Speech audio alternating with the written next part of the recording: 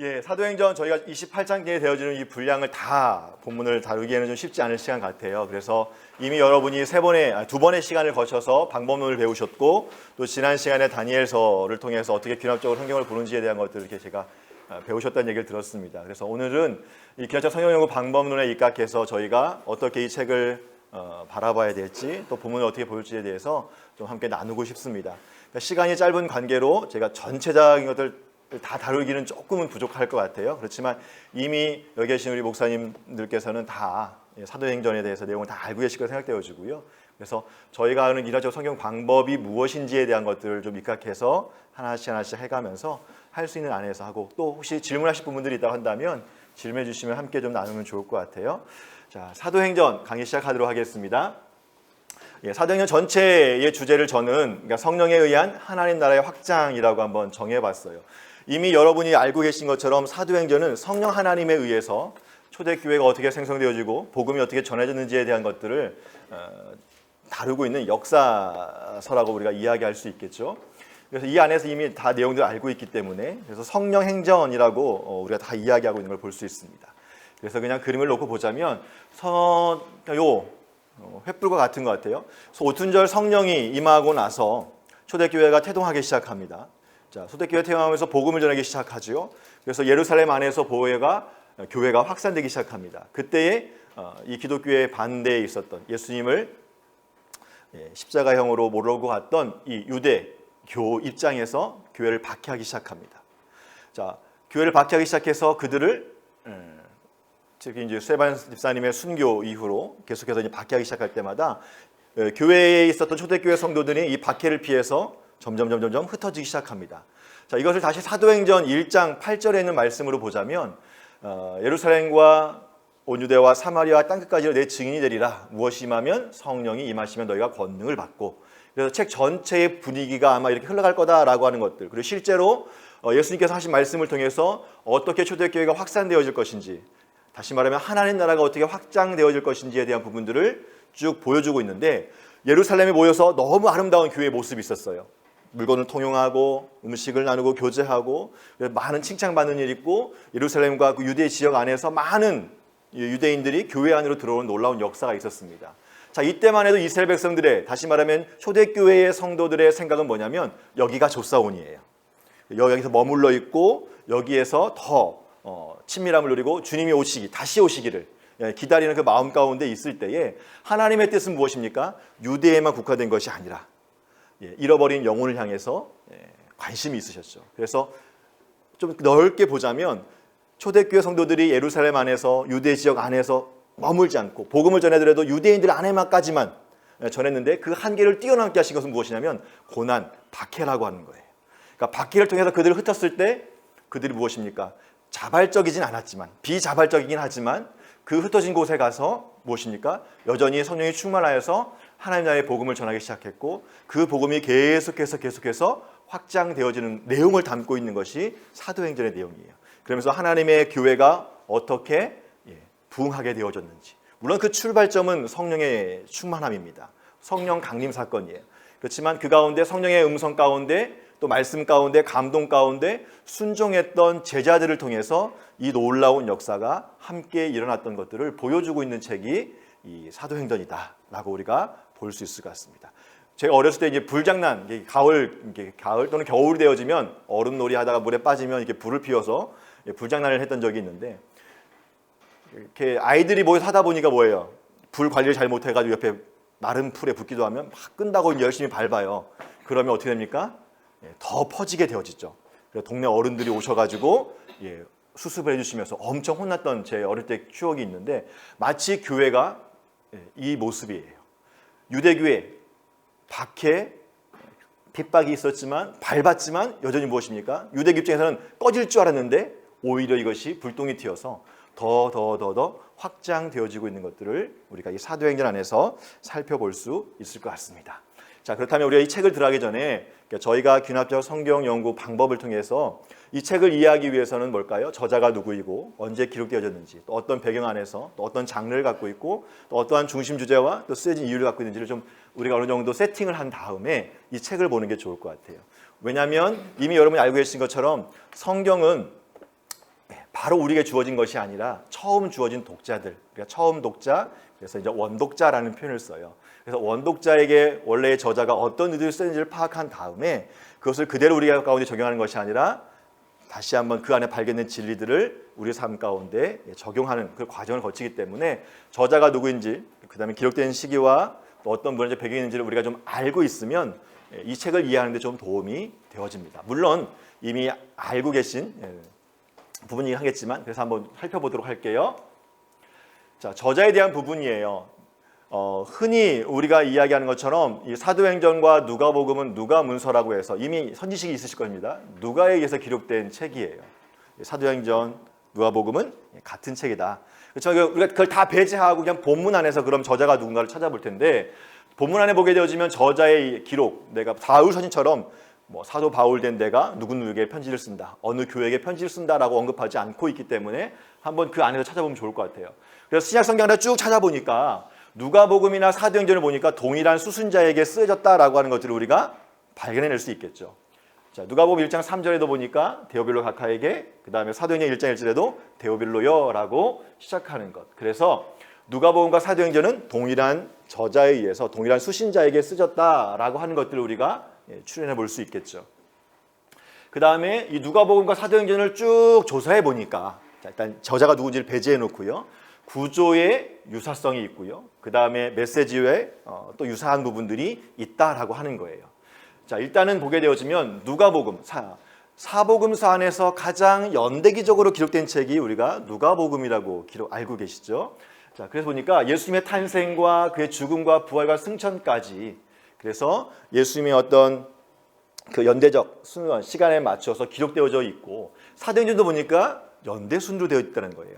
예수님의 부활과 그다음에 승천, 그리고 초대교회 태동부터 시작해서 마지막 28장까지 로마로 입성하는 그 장면까지의 기록이 시간 순으로 되어져 있더라. 그래서 예수님의 탄생부터 죽으심과 부활, 승천, 그리고 승천 이후부터 바울이 로마에 입성할 때까지, 그래서 주된 내용을 보니까 예수님께서 팔레스타인 이 지역 안에서 유대인을 대상으로 복음을 전파하는 것이 누가복음의 주된 내용이었다라고 한다면, 사도행전은 예수님의 제자들이 땅끝, 다시 말하면 그 당시에 로마까지 이 이방인을 상대로 복음이 전파되어지고 있는 것들을 다루고 있다라고 우리가 정리해 볼 수 있을 것 같아요. 자, 이렇게 연대순으로 기록되어져 있죠. 그 다음에 지리적으로 보게 되어지면 예수님께서 갈릴리로부터 공생애를 시작하셔서 예루살렘에 순환 나가기 위해 입성하시는 그 장면, 그리고 그곳에서 사역을 마쳐지는, 갈릴리에서 예루살렘까지의 복음 전파의 과정이 다루고 있다면, 이 사도행전 안에서는 보게 되어지면 예루살렘, 그래서 부활하신 다음부터 볼까요? 이곳에서부터 시작해서 복음이 전파되기 시작하면서 유대와 사마리아 그리고 소아시아를 거쳐서 마게도냐와 아가야, 그리고 마지막 로마까지의 이 과정을 쭉 그리고 있다. 지리적으로도 뭘까요? 예루살렘으로부터 점점 확장되어져 가고 있는 것들을 우리가 볼 수 있을 것 같습니다. 그래서 합쳐보니까, 자, 누가복음과 사도행전은요, 한 저자가 동일한 수신자에게 이것을 기록하고 있는데, 지리적으로 보자면 갈릴리로부터 시작해서 땅끝까지 흘러가고 있고, 연대순으로 보자니까 예수님의 공생의 시작부터 시작해서 부활과 승천, 그리고 교회의 태동과 사도 바울이 예루살렘까지, 로마까지 가는 이 과정을 다루고 있고, 그 중심 부분은 어디냐면 바로 예루살렘이에요. 그리고 그곳에 어떤 사건이 있었냐? 예수님께서 우리가 이미 알고 있는 것처럼 온 세상을 향한 구속의 사역이 있었고요. 그리고 부활과 승천, 그리고 교회의 태동이 되어지는 성령님의 강림 사건을 통해서 이 일들이 출발되어졌다라고 하는 것을 우리가 살펴볼 수 있습니다. 자, 그 내용들을 좀 정리해 보자면, 자, 누가복음과 사도행전을 각각 데오빌로라고 하는 이 개인일 수도 있겠고 또 공동체일 수도 있겠지만, 요 데오빌로에게 헌정사로 시작하고 있다. 내가 이 책을 당신에게 쓰고 있습니다. 라고 하는 그 헌정사로 시작되고 있다는 것이고, 예수님, 누가복음에서도 예수님의 사역을 보게 되어지면 성령을 충만히 받는 것으로부터 시작되어지고, 사도행전에서도 교회의 태동이 오순절 성령 강림 사건을 통해서 이루어진다는 거예요. 그러니까 이 누가와 사도행전 안에서 저자는 예수님의 그 복음에 대한 시작과 교회의 태동의 이 시작을 다 무엇을 출발하냐면 성령 충만함이에요. 여러분, 누가복음을 다른 마태와 마가 다른 복음과 비교해 보시자면 예수님께서 볼까요? 처음 그 사역을 시작하시는 장면이 뭐냐면 광야에서 시험을 가지고 성령 충만함 받은 다음에 바로 시작하는 거예요. 그리고 교회도 뭐냐면 성령이 임하시고 난 다음에 뭐예요? 바로 이 교회가 역사가 일어나는 것. 동일한 내용으로 시작되어지고 있다는 걸 볼 수 있겠고요. 또 누가복음에서 예수님의 공생 활동 이전에 40일 동안의 준비 기간, 그리고 사도행전도 교회 활동이 재개전까지 약 한 40일 동안의 준비 기간이 있었다라는 거예요. 그래서 성경 안에서 40이라는 건 뭘까요? 구약을 보자면 광야의 40년, 왜냐하면 하나님의 백성들이 준비되어지는 시간을 갖고 있는 시간적 의미로 40이라는 걸 사용했다는 거죠. 그래서 이런 내용들도 동일하게 기록되어져 있다. 자, 그 다음에 예수님께서 공생을 시작할 때 처음 했던 설교가 뭐냐면 이스라엘이 뭘까요? 인자를 배척했다라고 하는 내용. 그리고 이사야 61장에 있었던 희년에 대한 선포예요. 그러니까 메시아 왕국으로서 메시아가 오게 되어지면 그분이 하시는 사역은 뭐냐면 희년의 사역.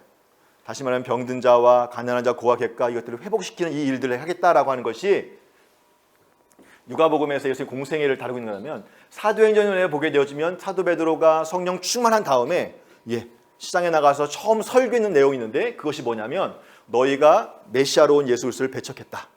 그분이 하신 일은 뭘까요? 병든 자와 고아 객과 과부를 돌보는 이런 희년의 사역을 하고 있는 것이다 라는 내용으로 뭘까요? 데칼코마니 겹쳐 있다라고 볼 수 있습니다. 네, 복음서의 안에 보게 되어지면 계속해서 바리새인이나 사두개인들이 무엇입니까? 예수님께서 어떤 기적과 이적을 행할 때마다 무슨 권위로 그런 일을 하냐? 그 출처를 물어봐요. 부정하기 위한 것이죠.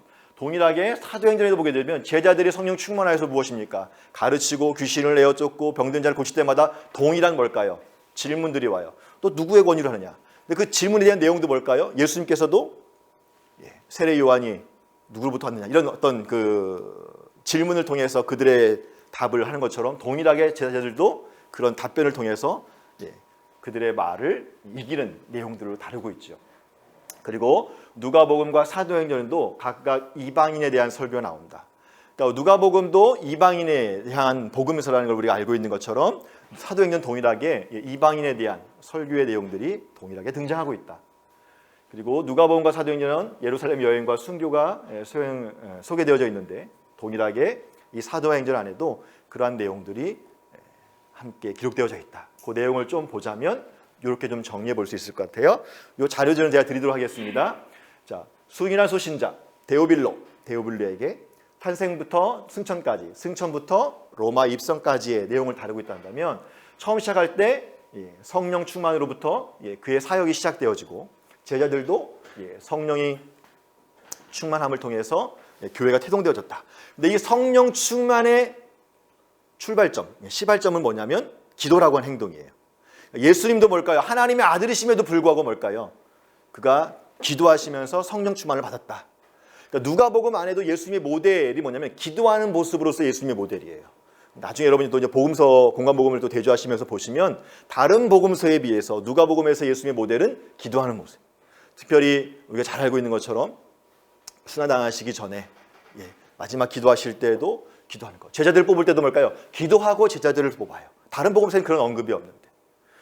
또 기도하러 올라가시는 부분들이 너무너무 많이 강조되고 있다. 이것은 원독자인 데오빌로를 염두에 두고 쓴 글이다라고 하는 것들을 우리가 볼 수 있겠죠. 동일하게 사도들도 무엇입니까? 기도할 때예요. 그래서 여러분 사도행전과 누가복음 안에서 성령 충만함 받는 비결이 뭐냐? 딱 제시하고 있는 거예요. 뭐예요? 기도할 때. 기도할 때 성령 충만 받고 있다. 받을 수 있다. 그 다음에 뭐 어떻게 되는 거예요? 1장 8절에 있는 것처럼 그 성령의 능력을 힘입어서 땅끝까지 증인의 삶을 살 수 있다. 증거대봐 이미 사도행전에 순교하거나 이렇게 복음을 전하고 있는 수많은 제자들, 수많은 증인들이 바로 이거의 증인이다. 그러니까 데오빌로 너도 예수 그리스도의 복음 먼저 쓴 이 누가복음을 통해 예수 그리스도의 누구인지를 믿었다라고 한다면 기도하고 성령 충만함 받아서 제자의 삶, 증인의 삶을 살아라라고 하는 것을 이 책에서 이야기하고 있다고 우리가 정리해 볼 수 있겠죠. 자, 기적도 보게 되어지면 동일하게 6개의 기적을 하고 있는데 누가복음에서의 예수님의 기적이 동일하게 사도행전에서도 반복되어진다는 거예요. 이걸 통해서 그러면 저자는 뭘 얘기하고 싶은 걸까요? 여러분 제자는 뭐죠? 스승이 한 것을 그대로 따라하는 사람이 제자예요. 그러니까 예수님의 제자들이 사도행전이잖아요.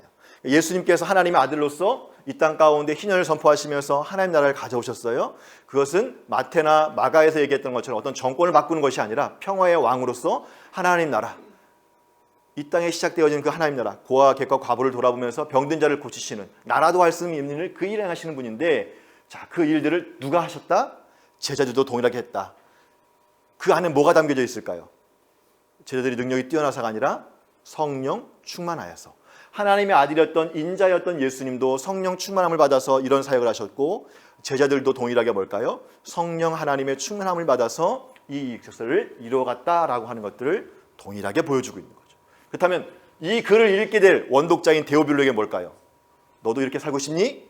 그럼 뭘까요? 기도하고 성령 충만함 받아서 이걸 살아라. 우리가 보통 사도행전 설교할 때도 뭡니까?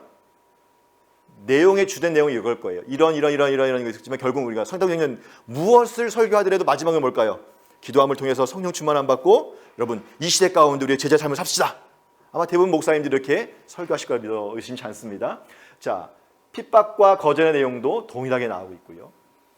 기도한 후에 12제를 선택하신 것과 그 다음에 바울과 바나바를 최초의 이제 선교사로 이방 선교사를 파송할 때도 기도하고 파송해. 제자를 뽑을 때도 마띠아를 뽑을 때도 기도하고 그러니까 무슨 일을 할 때 뭘까요? 다 기도하고 하나님의 인도하심 가운데 감동하심 가운데 그 결정들을 해나갔다라고 하는 것들을 볼 수 있습니다. 자, 백부장의 집에 예수님이 초대받은 일이 있었고 그의 믿음을 칭찬한 일이 있었다고 한다면 동일하게 자, 유대 사마리아 지역을 벗어나지 못했던 이 복음을 이제는 뭘까요? 땅 끝까지 이르게 하는 소아시까지 확생될 중요한 사건 바로 백부장의 집에 초대받게 되어지고 그 하인을 고치게 하는 요 사건을 통해서 이루어지게 되는데 동일하게 뭘까요? 이방인 관료였던 이탈리아 백부장, 그러니까 지금으로 얘기하면 한 중위 또는 대위 정도의 직책을 갖고 있는 로마의 관료인데 이 집에 누가요? 예수님도 찾아가고 제자들도 찾아갔다라고 하는 것들을 보여주고 있죠. 근데 오히려 그들이 뭘까요? 유대인보다 더 믿음이 있다라고 하는 칭찬을 받게 되어집니다. 결국 이 복음이 이방인 가운데 전해지는 것이 하나님의 뜻이다라고 하는 것들을 이 사건을 통해서 보여주고 있죠. 죽음에서 살리는 사건이 동일하게 나와요. 예수님도 살렸습니다. 그렇다면 누굴까요? 제자들도 살리겠죠. 특별히 사도행전을 보게 되어지면 나중에 좀 한번 살펴볼 텐데 구조 자체가 두 인물로 중심으로 구성되어져 있습니다. 베드로와 바울이에요.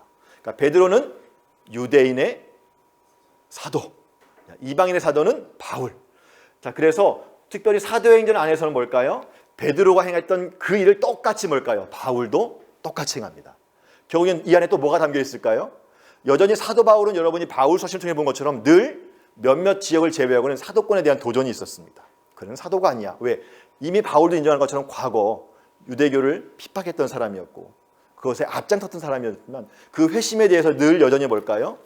믿지 못하는 사람들이 많았기 때문에 그 사도권에 대한 도전이 있었고 결국 이 누가복음을 쓰고 있는 누가는 우리가 알고 있지만 사도 바울과 친했던 사람이고 또 사랑받는 누가라고 하는 만큼 사도 바울과 함께 동역했던 동역자인데 이방인에 대한 복음은 대체로 유추해 볼 때에 베드로의 복음보다는 이방인에 살았던 사도 바울의 복음일 가능성이 더 크겠죠. 그래서 먼저 전해드렸던 누가복음의 이 복음이 확실하다는 걸 증명하려면 사도 바울이 뭘까요? 진정한 사도다라고 하는 것들을 증명해야 되는데 사도행전에서 그것들을 증명하기 위해서 뭘까요? 이미 누구나 인정하고 있는 베드로, 위대한 사도, 수제자였을 뿐만 아니라 회심 이후에 성령 충만을 받고 예루살렘 교회의 리더 역할을 감당했으며 또 유대인의 사도로서 인정받았던 그와 동일한 기적과 이적을 행함을 통해서 결국 뭘까요? 사도 바울도 진정한 사도다라고 하는 것을 이 안에서 증명해주고 있고 결국 사도 바울이 전했던 이방인에 대한 이 복음을 믿고 뭐예요? 데오빌로에게 성령 충만함 받아서 증인의 삶을 살 것에 대한 도전을 이 안에 담고 있다라고 보시면 좋겠습니다. 선교여행이나 이런 걸 쭉 보시게 되어지면 이방인에 대한 선교가 계속 많이 나와요. 70인 재성 파송하고 어린 양을 이리 가운데 보내갔다라는 말씀이 있는 것처럼 이방인 가운데 보내지만 여전히 핍박이 있을 거다라고 예수님 말씀이 있었는데 동일하게 뭘까요? 이방에 대한 선교가 특별히 이제 13장 이후로 사도 바울의 1차, 2차, 3차 전도여행을 통해서 이루어지게 되어지고 특별히 그가 마지막 예루살렘에 돌아오게 될 때에 예루살렘에서 장로들과 인사하게 보게 되었지만 내가 가게 되어지면 이리들이 요 교회를 핍박할 일이 있겠다라는 그 걱정 어린 염려를 하는 장면들도 함께 언급되어지죠. 자, 이런 내용들을 쭉 보시게 되어지면 누가복음과 사도행전은 구조적으로, 내용적으로 굉장히 많이 유사하고 어찌 보면 딱 찍어낸 것처럼 예수님이 행했던 그 일을 그대로 제자들이 좋은 일도 그대로 하고요. 고난과 순환과 신문도 동일하게 받습니다. 자, 중요한 건 뭐냐면 신문의 장면입니다. 뭐 매맞는 것은 뭐 얘기할 것도 없겠고요. 자, 4번의 신문과 3번의 무죄 판결이 있어요. 근데 동일하게 사도행전에도 보게 되어지면 특별히 예루살렘에 사도 바울이 돌아오고 나서 잡히게 되어지죠. 그리고 예루살렘과 가이사랴와 이쪽 지역을 가면서 이제 갇혀 있게 되어진 사건이 있는데 이때에도 동일하게 뭘까요? 4번의 신문이 있었고 3번의 무죄 판결이 있어요. 근데 유죄 판결을 받은 건 어디냐면 공회밖에 없습니다. 나머지 빌라도나 헤롯이나 또 빌라도도 마찬가지고 천부장, 베스도, 아그리빠라고 하는 당시의 총독들도 뭘까요? 동일히 사도 바울이 죄가 없다라고 이야기합니다. 그러니까 이게 뭐가 중요하냐면 기독교는 뭘까요? 유대교 입장에서 보자면 뭘까요? 아주 이단이죠, 이단. 그러니까 종교 지도자들의 입장에서 보자면 예루살렘 공회는 그 당시에 대제사장이 집례했던 약 71명의 사내들인 공회원이니까 그 저들의 종교법으로 보자면 이건 유죄예요. 그렇지만 나머지 뭘까요? 로마 관료의 입장에서 보자면 이것은 로마법에 저촉된 것이 아니다. 왜냐하면 로마는 종교를 인정. 그러니까 다양한 민족들이 섞여 있었기 때문에 제국이기 때문에 종교를 인정했어요. 단 반역만 하지 마라. 자, 그런 입장에서 보자면 유대교에서 기독교를 탄압했다라고 하는 것들이 예수님의 신문장면에 나오고 동일하게 뭘까요? 제자들, 특별히 이방인의 사도였던 사도 바울도 동일하게 뭘까요? 공회 앞에서만 그들이 유죄 판결해서 죽여야 된다라고 폭동을 일으키지만 결국은 뭘까요? 천부장의 영내로 진입함을 통해서 구원받게 되어지고 그 앞에서 다 무죄라고 하는 것들을 이들이 공문서를 통해서 또 그들의 답변을 통해서 보여주고 있는 거예요. 결국 이 무죄라고 하는 사건을 또 뭘 이야기하는 걸까요? 누가복음과 사도행전의 수신자였던 데오빌로 이방인에게 또는 이 글을 보게 될 또는 이방인 그리스도인들 또는 믿지 않는 이방인들에게 뭘까요? 자, 기독교는 유대교에서 명명한 이단일 뿐이지 로마 정교는 뭐예요? 합법적인 종교를 인정하는 거다. 그러니까 복음을 받아들이는 게 뭐예요? 전혀 로마법에 저촉되는 것이 아니니까 안심하고 이 복음을 듣고 하나님 나라의 백성이 되어야 된다라고 하는 것들을 이 안에 담고 있는 거죠. 자, 그리고 유대인에 의해서 거절당하고 유대인에 의해서 거절당하고 그렇지만 이방인들은 뭘까요? 이 예수님과 제자들을 칭송하는 일들이 있어요. 자, 반유대적이고 친로마적인 내용을 바로 이 사도행전과 누가복음 안에 담고 있는 걸 볼 수 있습니다. 자, 예언의 성취되는 것도 24장에 보게 되어지면 예수님께서 부활하신 다음에 이런 일이 있을 거야 라고 했는데 그것들이 그대로 이제 이루어지고 있는 걸 볼 수 있어요. 땅끝까지 뭘까요? 복음이 전해지고 있는 일이죠. 그리고 여성과 사회적 약자를 향한 사역들이 예수님의 공생애 뿐만 아니라 사도 바울의 복음을 전하는 사건 가운데도 동일한 패턴으로 나오고 있다는 거죠. 그러니까 로마 시대 안에서도 지금처럼 남녀 평등인 시대가 아니에요. 여성과 아이들은 남편 또는 아버지에게 귀속되어져 있어서 그의 권위 아래서 아무것도 할 수 없는 부자나 또는 이제 귀족이라 할지라도 뭘까요? 동일한 그런 사회적 구조를 갖고 있었는데 오히려 무엇입니까? 여성들이 특별히 초대교회 안에 보게 되어지면 많은 중추적 역할을 감당하는 것들 이것도 동일한 비슷한 유사성을 갖고 있죠. 그 다음에 성령의 강조예요. 자, 마리아나 엘리사벳이나 사가랴나 시몬이나 예수님조차도 다 성령에 의해서 계시를 받고 충만하여서 찬양하고 하는 일들 동일하게 뭘까요? 성령 세례 주는 일들이 동일하게 사도행전에 반복되어집니다. 자, 복음 전도가 중요한 강조점이에요. 자, 예수님께서 이 땅에 오신 뭐냐면 하나님의 복음을 전파하는 것. 나는 이 일 때문에 보내심을 받았다. 사도들도 뭘까요? 다 그렇게. 그래서 제자들도 그 명령을 따라서 그대로 뭘까요? 복음을 전하는 일 가운데 앞장서가고 있다라고 이야기합니다. 그 다음에 이방인에 대한 부분들을 언급하고 있는데 로마적 관점에서 유대인뿐만 아니라 이방인들을 향해서 이 복음이 나아가고 있다라고 하는 것들을 특별히 예수님께서 뭘까요? 엘리야 시대에 있었던 사랍대 과부의 이걸 예를 들어서 차라리 이때 너희가 받은 건 받아들였으면 구원을 얻을 텐데 하면서 아쉬움을 토하는 장면이 나오죠. 자, 그래서 하나님의 구원이 뭘까요? 유대인, 다시 말하면 원래 세특했던 유대인들이 거절함을 통해서 이제는 어디로 가고 있다? 이방인을 향해 가고 있고 그것을 대체로 보여주는 게 뭐냐면 사도행전에서 하나님의 복음이 어떻게 이방인을 향해 나가고 있는지 실제적으로 이것들이 성취되어진 것들을 보여주고 있다. 자, 사도 바울이 복음을 전할 때마다 패턴이 있습니다. 뭐냐면 처음에 예수님께서 70인을 또는 제자들 파송하시면 했던 게 뭘까요? 아무것도 가지고 가지 말고 자, 환영하면 그 집에 가서 복음을 전하고 머물고 거부하면 어떻게 하게요? 먼지를 털어버려라. 동일하게 제자들이 뭘까요? 발에 티끌을, 옷을 털물 통해서 나는 깨끗하다. 나는 복음을 전했어. 거부한 것은 유대인 너희들이야. 이것은 결국 뭘까요? 사도로서 또는 그 증언으로서 나는 이것에 책임을 다했다. 복음을 거부한 것은 너희들의 이제 책임이다라고 하는 것들을 보여주는 장면이죠. 역사적 사건을 언급하고 있는데 특별히 헤로드 왕들, 그다음에 때들이 굉장히 많이 나와요. 그다음에 로마 관료의 이름들이 굉장히 많이 누가복음이나 사도행전에서 언급되어지는 걸 볼 수 있어요. 왜 이렇게 썼을까요? 다른 복음서에는 그렇게 황제 이름도 얘기도 안 하고 무슨 때인지도 얘기하는데 굳이 이렇게 쓴 이유가 뭘까요?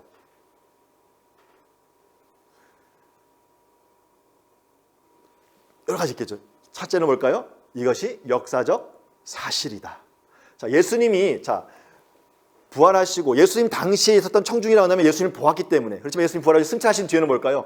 야, 저기 예루살렘에 유대라고 하는 그 식민지 가운데, 팔레스틴 그 지역 가운데 예루살렘인데 거기에 한 선지자가 나타났대. 그 사람이 기적을 행하면서 만왕의 왕이라고 하는데, 야, 그렇게 전하는 게 뭐냐면 그게 기독교란다. 난 처음에 유대교인 줄 알았더니 기독교가 좀 유대교랑 달라. 유대교에서는 그냥 한 선지자로 보고, 아니 선지자로 보지도 않았던 것 같아. 십자가에 죽겠는데 야, 부활했다고 막 떠들고 다니면서 뭘까요? 복음을 전하고 있어. 그들은 하나님 나라가 왔다고. 예수님 믿으면 구원받는데 웃기는 소리야. 막 이런 얘기 나올 거 아니에요? 자, 근데 그 사건을 기록하면서 뭘까요? 이런 때, 시간을 언급하는 건 뭘까요? 이것은 이때 있었던 정확한 사실이다. 팩트. 그리고 이 사건 안에서 뭘까요? 이걸 증거하는 사람들이 로마의 관료들이에요. 유대인들이 막 사바사바 하는 게 아니라 이때 있었던 총독이 이야기하는 거예요. 이때 있었던 백부장이 고백하는 거예요. 자, 이걸 통해서 뭘까요? 실제적인 역사적 사건이다. 그러니까 기독교는 꾸며낸 종교가 아니다. 이단이 아니다. 진정한 종교일 뿐만 아니라 또 하나는 뭐냐면 이 관료들이 인정했기 때문에 뭘까요? 그 다음에 특별히 요새 때 있었던, 특별히 누가복음에 보게 되어지면 우리가 잘 알고 있는 것처럼 임신하게 되어지고 인구조사 명령이 있게 되어집니다. 자, 그래서 어떻게 되죠? 만삭이 몸을 이끌고 고향에 돌아가세요. 자, 이 장면이 뭘까요? 유대적 관점에서 보자면 굉장히 뭘까요? 반 이스라엘적인 행동이에요. 당시 로마의 식민지 안에 있었기 때문에 인구 조사 가운데 그걸 순종해서 찾아간다는 것은 뭘까요? 친로마적 성향. 왜냐하면 이 당시에 인구 조사하는 목적은 뭡니까? 인구를 계수하는 것도 있겠지만 세금을 걷기 위한 거거든요, 로마가. 근데 그것에 뭘까요? 이 당시 분위기는 반대를 해야 되는 거예요. 열신당처럼. 그래서 인구 조사하면 뭐예요? 일부러 안 가고 돈 내라고 하면 도망 다니고. 이게 뭘까요? 저 사람 참 유대적인 사람이야. 근데 예수님의 부모님은 뭘까요? 순종해서 가는 모습. 결국 이 모습을 통해서도 이방 입장에서 보자면 예수님은 날 때부터 그의 부모님들도 볼까요? 로마에 반대하지 않았구나. 그 정권을 인정하고 그 규칙을 지켰구나. 동일하게 예수님도 뭘까요? 성전세를 내고 할 때 다 보면 가이사의 것은 가이사에게. 이런 표현도 다 뭘까요? 유대인의 관점에서 보자면 저건 좀 껄끄러운 얘기예요. 그렇지만 이방인인 데오빌 입장에서 보자면 당연한 거죠. 당연히 그 식민지가 있었기 때문에 그 제국의 법에 순응하는 모습들은 굉장히 좋은 것. 자, 이렇게 보여진 것들은 뭘까요? 친로마적인 것들을 보여주는 것이고, 결국 로마 정권 안에 이 기독교가 뭘까요? 반대하는 종교가 아니다. 근데 반대로 보게 되면 유대교는 뭡니까? 계속해서 뭘까요? 폭동을 일으켜요. 분란을 일으켜요. 그러니까 로마 제국이 가장 싫어하는 게 뭐냐면 팍스 로마나를 저해하는 행동입니다. 그러니까 모든 제국을 이렇게 전쟁으로 통일했기 때문에 늘 로마의 관심은 철회, 법의 통치예요. 어느 지역에 뭔가 쿠데타가 일어난다, 소동이 일어난다, 그럼 뭘까요? 군대를 파견해가지고 싹 쓸어버립니다. 노예로 삼아버리거나 아예 싹 들어가지고 다른 곳 이주시켜버리거나. 자, 그런데 유대의 이 지역은, 팔레스틴 지역은 로마의 관점에서 보면 늘 분쟁이 있는 지역이에요. 독립을 맨날 꾀했고, 열신당들이 맨날 이렇게 자객들이 왔다 갔다 하고, 또는 이집트로 들어갔던 드다처럼 반역을 꾀했던 일들도 있었기 때문에, 자, 그런 그 지역 안에서 내용을 보니까 뭘까요? 굉장히 많이 친로마적인, 로마법을 잘 지키고 있는 게 누구다? 기독교 제자들이고 예수님이고 또 제자들의 삶이 그랬다라고 하는 것들을 보여줌을 통해서 이 복음이 로마에 저촉되는 것이 아니다라고 하는 것들을 변증하고 있다는 거죠. 자, 그리고 예수님의 탄생과 예수의 사역과 순환과 부활이 이미 구약에서 약속된 것을 성취한 것이다. 그리고 베드로와 바울의 설교에서도 예수님이 바로 그 예언한 메시아다라고 하는 것들이 동일하게 증명되어지고 있는 걸 볼 수 있습니다. 자, 그냥 제가 짧은 시간 안에 확 해가지고 한마디로 말하면 뭘까요? 누가복음과 사도행전은 구조적으로도 좀 비슷하고 내용적으로도 비슷하다. 그래서 결국 뭘까요? 동일한 수신자에게 동일한 저자가 썼다라고 하는 것들을 우리가 볼 수 있습니다. 자, 그럼 왜 이렇게 두 책을 썼을까라고 하는 부분이에요. 자, 여러분 이미 누가복음이 24장짜리, 그다음에 사도행전이 28장짜리예요. 자, 파피루스에 한번 기록해 본다라고, 또 양피지에 한번 기록해 본다 보세요. 분량이 얼마큼 될까요? 신약에서 마태복음 28장 가장 긴 것 같지만 절수를 따지면 누가복음이 제일 길어요. 누가문서 두 개를 합쳐버리면 뭘까요? 장수로만 따져도 52장인, 절수를 따지면 어마어마하겠죠. 자, 그 많은 분량을 한꺼번에 줄 수 있을까요, 없을까요?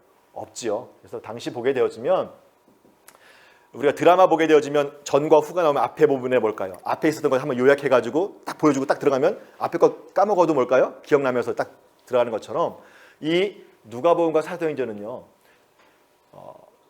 이방인이었던 누가가 이방인이었던 데오빌로에게 복음이 무엇인지, 누가복음을 통해서, 그리고 이 복음이 어떻게 로마까지 전파되어졌는지, 이 교회의 확장에 대한 부분들을 기록할 때에 하나로 통을 쓰지 않고 먼저 복음이 무엇인지 간본 거죠.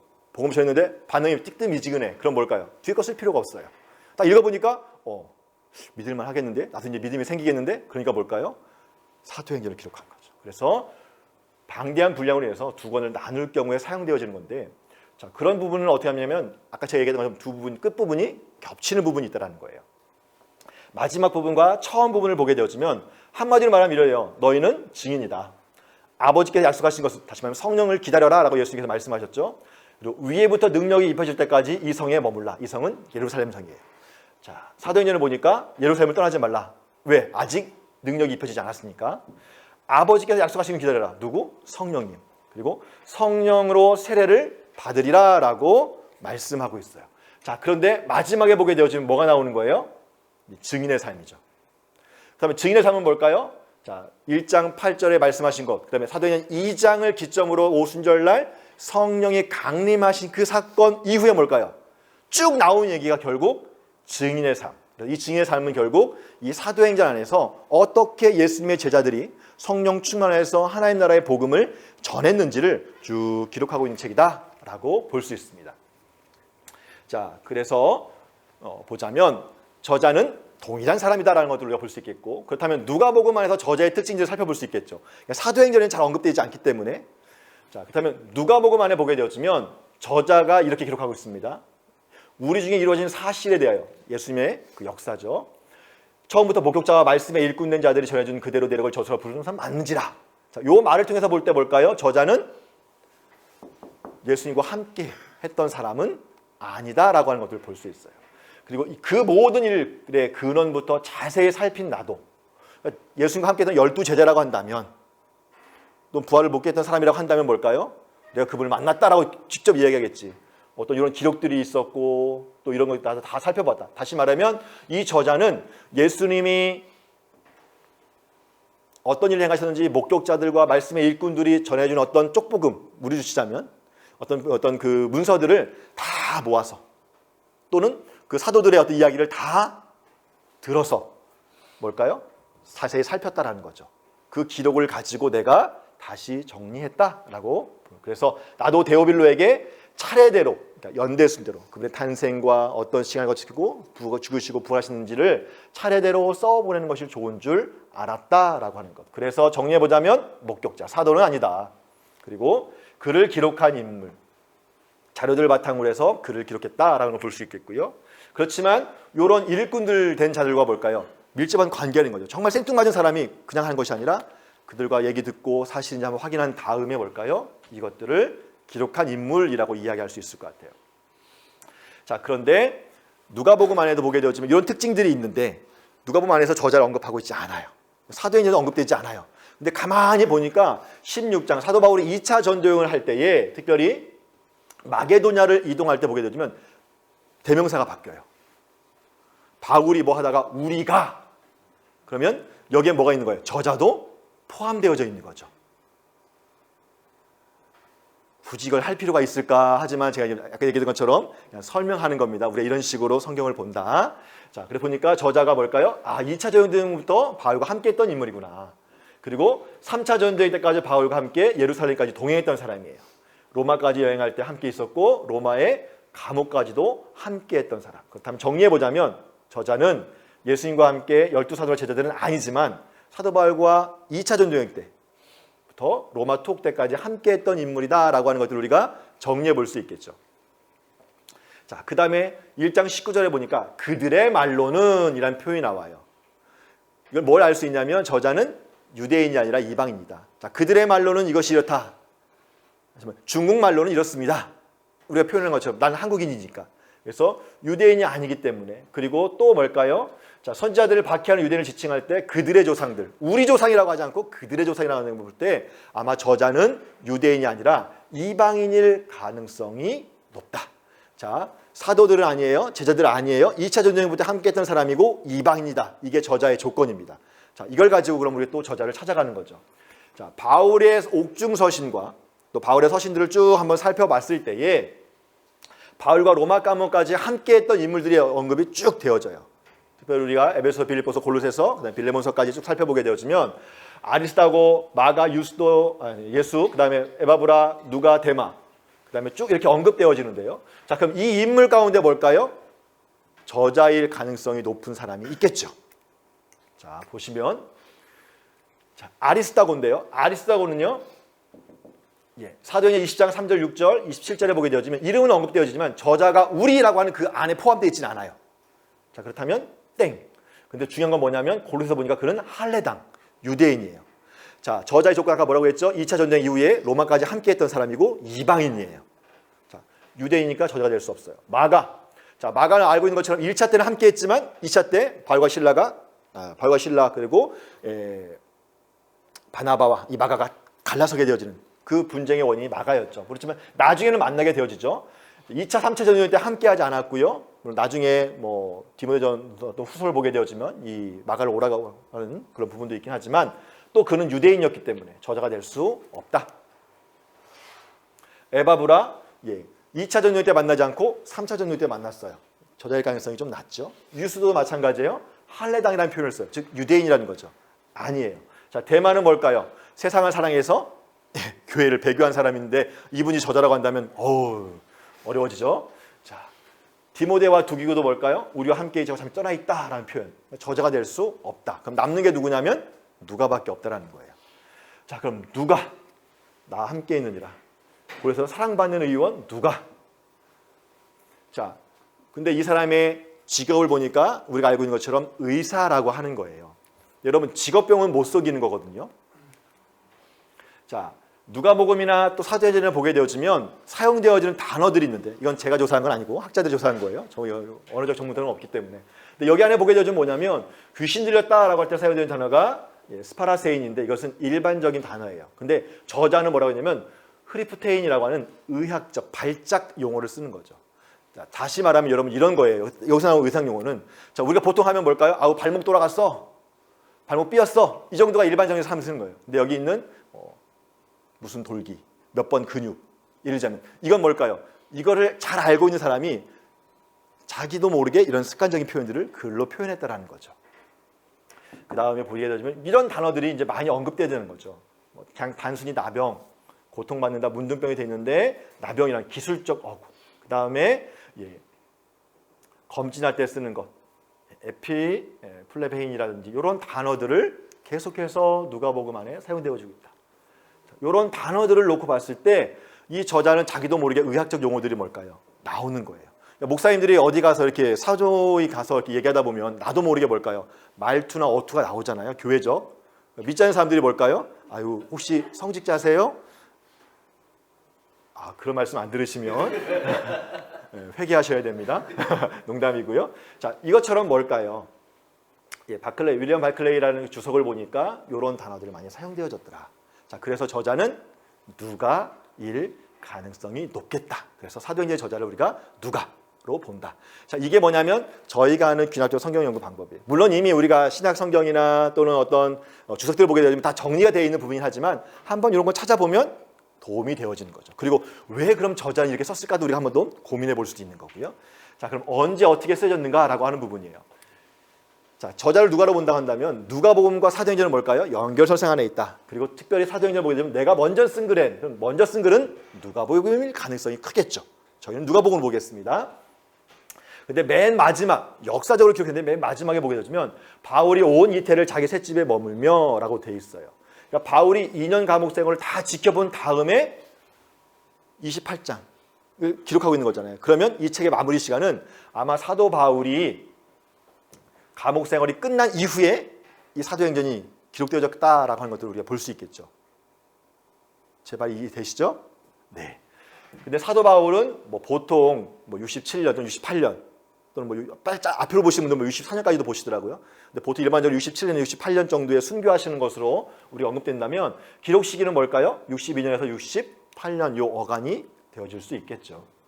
그런데 중요한 사건이 있어요. 이 알고 있는 것처럼 로마 대화재 사건. 네로 황제에 있었던 6월인가요? 7월이요. 자, 64년에서 네로 박해에 대한 사건이 언급되어 있지 않아요. 그 다음에 바울의 순교의 언급이 없고요.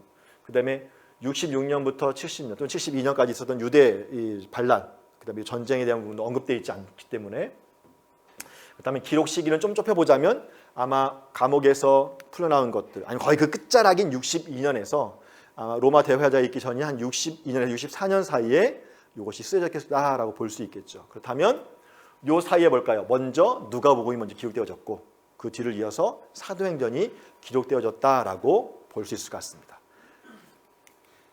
자, 누구에게 쓰였는가? 수신자를 언급하고 있어요. 헌정사를 통해서 1장 1절에 데오빌로요, 1장 3절에 데오빌로 각하에게 라는 표현을 씁니다. 자, 그래서 이제 이 공동체를 개인으로 볼 거냐 아니면 수신자를 공동체로 볼 거냐라고 하는 문제가 발표했는데 각하라고 하는 호칭 때문에 그래요. 각하라고 하는 것은 관료, 총독 벨릭스 각하, 뭐 벨릭스 각하, 그다음에 베스도 각하라고 하는 것처럼 당시 로마의 관료들, 귀족층에게 쓰는 호칭이었기 때문에 그렇다면 이 수신자 데오빌로는 어떤 한 사람이고 그 사람은 아마 로마 관료 가운데 있었던 높은 지위 가운데 있었던 사람이지 않겠나라고 보는 견해가 있습니다.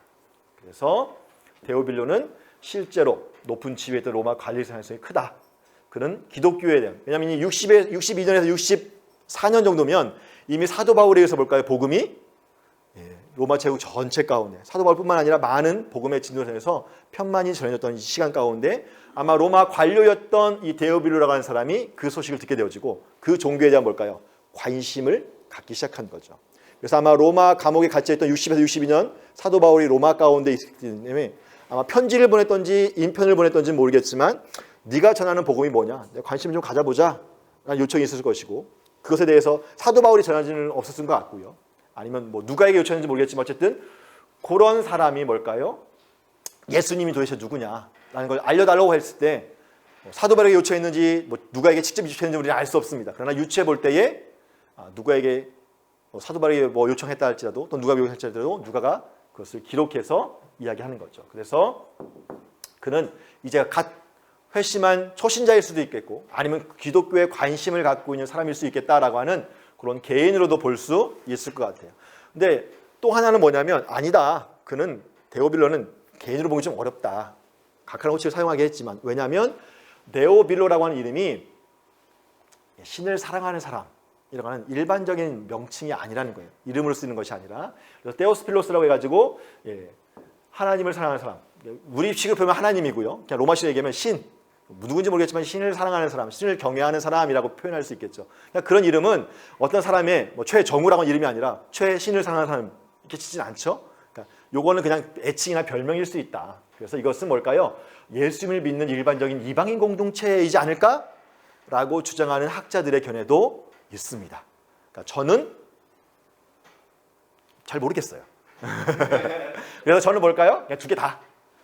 어쨌든 개인이든 공동체든요. 개인으로 볼 때 하더라도 그 사람 혼자만 믿는 것이 아니라 이 당시에는 다 가정교회였기 때문에 어떤 그 가정의 리더인 사람이 회심하게 되어지면 아마 그 가족이나 함께 있던 노예들이나 또 친구들이 뭘까요? 그 집을 중심으로 모였을 것이기 때문에 그냥 같이 봐도 무난하다. 중요한 건 뭘까요? 아마 이 사람은 이방인이었을 건 분명하겠고요. 아마 지위가 낮았던 사람보다는 어느 정도 위치에 있던 사람이다 라고 하는 것을 우리가 볼 수 있겠죠.